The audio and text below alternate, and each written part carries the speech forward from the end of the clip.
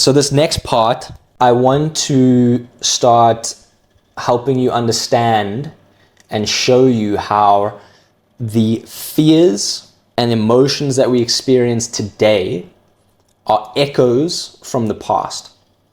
They are linked subconsciously, nervous systemly, whatever way you want to call it, to the past. And the fears you're experiencing now are not necessarily, like 90 to 98% of the time, especially if we're talking about insecurities or attachment styles, they're not actually happening now in relation to the thing you're actually going through. I'll go into depth about that in a bit. But I'd like to offer an analogy to really help you understand this. And some of you might have experienced this. But imagine you're walking down a street and you walk past a shop. And as you do, you get like a whiff of some type of food. And it smells really good. And all of a sudden, for some reason, you start feeling this like nostalgic feeling. Like, I know this smell, I've experienced it before, so on and so forth. What's happening there? Why you feel this nostalgia? Because you might have been like, why do I feel that? Like, I don't understand. I just smelled some random food or whatever. What's happening there is that smell is basically tapping into or unlocking a memory that is sitting in your subconscious, in the back of your mind and brain, and it's bringing up that memory. But here's the important part. That memory is not playing in your mind. It's not playing in your conscious. It's almost like on a reel, on a movie reel, not like an Instagram reel, but it's almost like on a movie reel in your subconscious. So you're not aware it's there or that it's happening, but it is. And that memory then brings up the emotions in your body. Because, for example, let's say you walk past like a chicken shop and then you smelt this really good chicken, and when you were like 5 years old, you had these Sunday roast chickens with your family, everybody was around you, it was really nice and cool and blah, blah, blah, blah, blah. That memory of you being in the Sunday roast chicken is playing in your subconscious, but the feelings are what's actually being felt in your body. And that's why you're like, I'm feeling this nostalgia, but I don't know why. Because that memory hasn't yet been like tapped into or like shown up on the conscious screen of your mind and brain.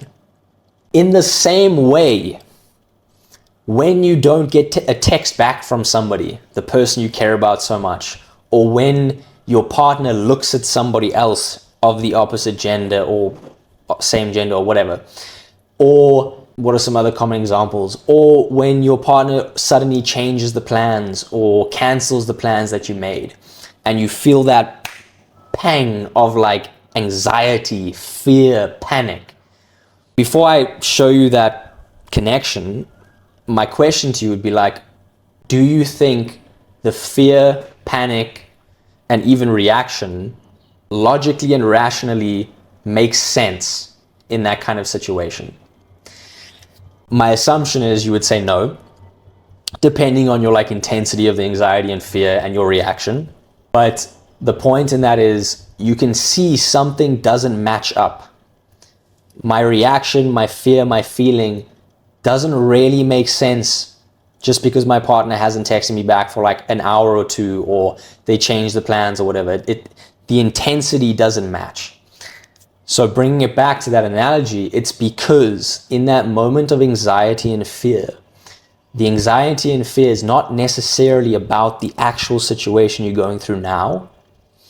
It's about the unconscious memory that is playing in your subconscious. It's the movie reel that's going on that you haven't yet found or linked. So you see it. I mean, you see the late text, you see the cancel of plans or whatever.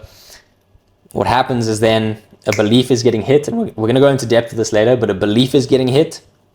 A thought comes up into your mind, some terrible thought. Then the fear and the panic starts happening.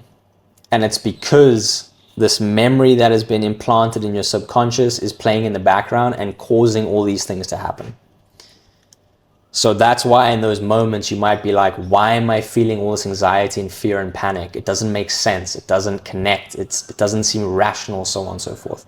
It's because it's actually reacting to something that has happened, but it might not have anything to do with the situation other than a similar theme of like belief or whatever. And let me just give you an example because I think that would be beneficial too.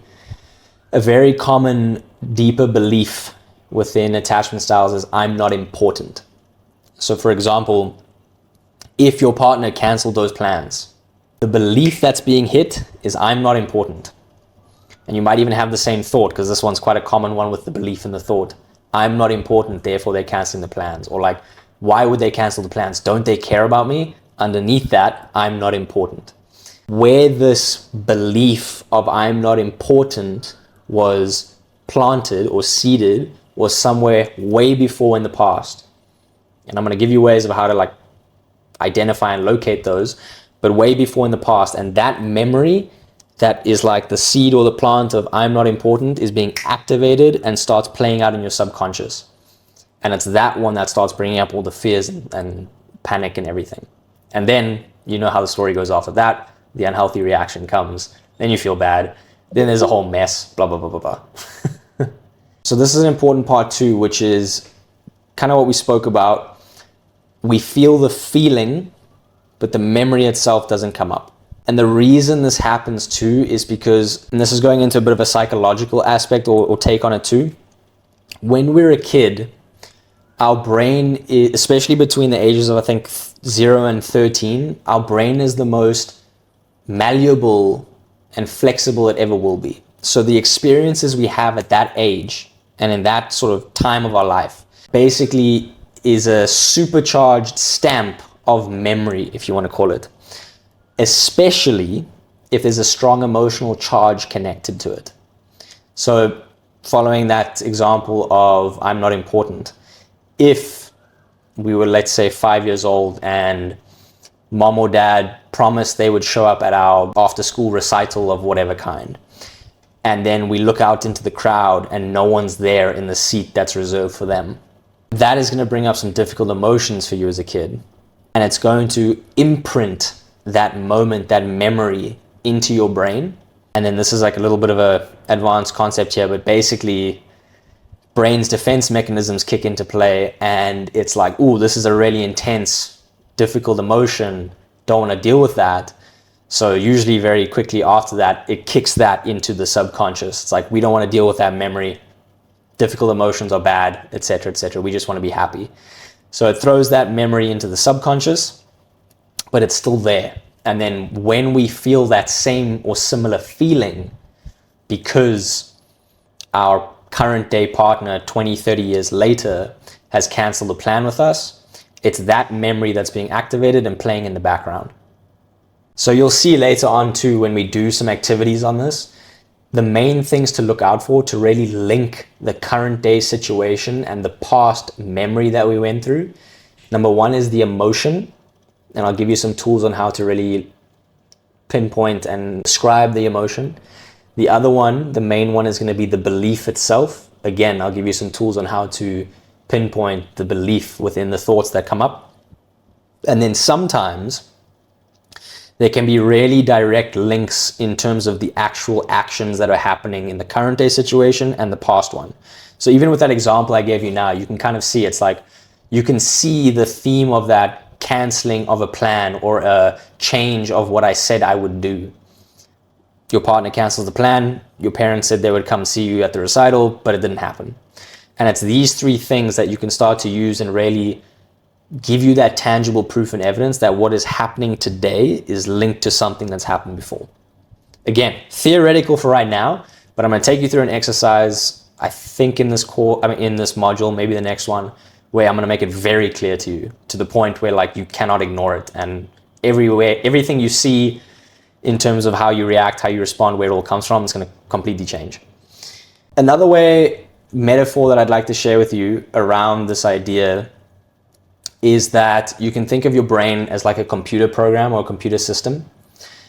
And these beliefs that we picked up or that were planted in our childhood are like the virus. And when we get a trigger in a relationship, for example, a partner doesn't get text back or something, that's the thing that triggers the virus, triggers the belief. And then we get all these pop-ups, right? The emotions, the thoughts, the panic, the fear, the terrible negative ideas that we have.